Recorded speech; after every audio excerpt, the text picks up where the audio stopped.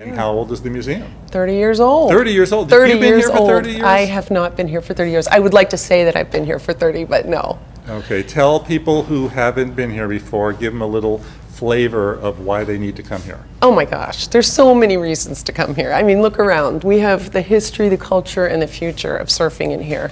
And we're connecting that to our next generation, our Groms. Do you know what a Grom is? No. A Grom is a 15-year-old or under that is a rad surfer. So they come in here all the time. We have a Grom wall in here with all the local Groms. And then we're also connecting that to clean oceans. Like how do we protect our surfing playgrounds? Do you know why skateboarding came about? Tell me. The surfers didn't have any place to surf when there were no waves, so they decided to surf on land, and that's where skateboarding came from. Now, was it invented in Hawaii? It was Hawaii.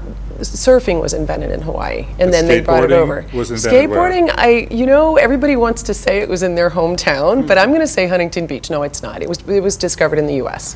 What makes, speaking of Huntington Beach, yeah. What makes Huntington Beach Surf City? Oh my gosh, that's like the easiest question ever. Look around. I know you guys have wandered around today, but we've got the best waves 365 days a year off the pier, north side or south side. We've got an incredible group of surfers in this town. People come from all over to Surf City, USA.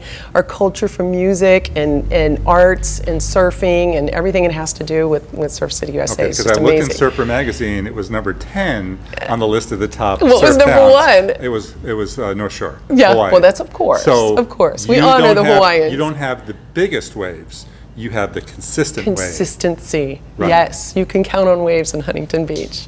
Tell everybody about the world's largest surfboard. Oh my gosh, it's in our First of all, parking lot. Why? Well, first of all, it started years ago. They were all sitting, a bunch of guys were sitting around and going, hey, we should make the biggest surfboard in the world.